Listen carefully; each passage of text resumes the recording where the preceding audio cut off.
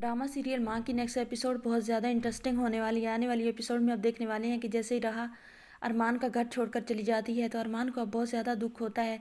अरमान के दिल में तो अब एक ही बात बैठ गई है, वो समझता है कि जहाँ पर राहा जॉब करती है वहाँ पर बॉस के साथ उसकी शायद बन गई है, उसका दिल वहाँ पर मिल गया है, जिसकी वजह से इतनी रूड हो गई है वो यहाँ से चली जाती है। लेकिन अरमान को ये याद नहीं रहता कि अरमान ने दुख में उसे बाकी लोगों की तरह ही वो दूर हो गया था। उसने कहा था एविडेंस लेकर आएगा, लेकिन वो भी उसने बहुत देर कर दी थी।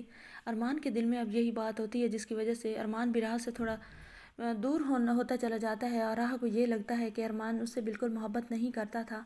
दोनों के दरमियान एक बार फिर दूरियां बढ़ना स्टार्ट हो जाती हैं, लेकिन अरमान अपनी बात का पक्का है। वो सारे के सारे एविडेंस जो है वो तो सारे अदील को और आसिया को दिखाएगा और आसिया को कैफ़े किरदार तक पहुंचाएगा।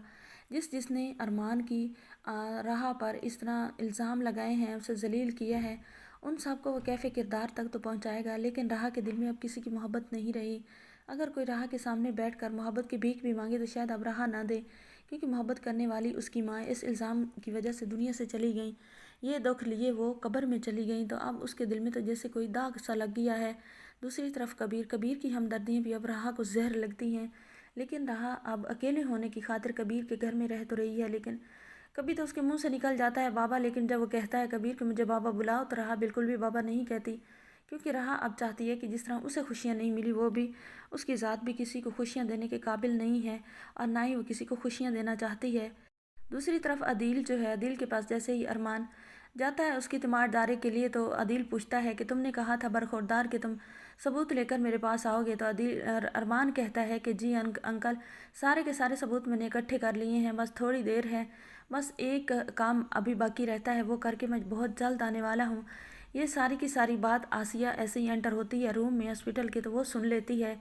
तो आसिया कहती है कि क्या एक काम रहता है जो करके हमारा बच्चा अरमान वापस आने वाला है, बहुत बड़ा हो गया और फिर अब तो डीसी भी लग गया है, तो अब काम तो बड़े ही करेगा ना। तो अरमान जो होता है वो कहता है कि एक तो मैं आपका बच्चा नहीं हूँ, मुझे आपको बच्चा बुलाने की ज़रूरत नहीं है, मैं वही लड़का हूँ जिस पर इतने ज़्यादा आपके घर से बदनामियाँ लगी थी। तो आसिया कहती है वो बदनामियाँ कौन सा थी, वो तो हकीकत थी।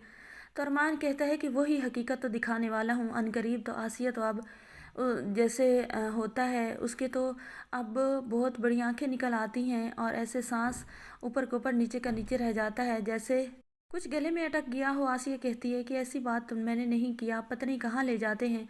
अरमान कहता है आपने ऐसी बात नहीं की, लेकिन मैं तो हकीकत बता रहा हूँ कि जो आपने मेरे पर इल्ज़ाम लगाए थे उनकी हकीकत बहुत जल्द सामने आने वाली है। देखते हैं कौन सच्चा है और कौन झूठा है और सज़ा किसको मिलती है और क्या होता है। अरमान ये बात करके चला जाता है। आसिया कहती है कि देखा ये अरमान क्या बकवास कर रहा था। अदील कहता है कि बकवास नहीं कर रहा था, ये सब कुछ उसे मैंने ही कहा था कि वो सबूत लेकर मेरे पास आए। अब उसने इकट्ठे कर लिए हैं तो वो लेकर आएगा। आपको क्या मसला है, आपका इसमें कोई जुर्म तो नहीं है, फिर आप इतनी हैरान क्यों हो रही हैं। तो आसिया वहाँ से चुपचाप खड़ी हो जाती है और चली जाती है।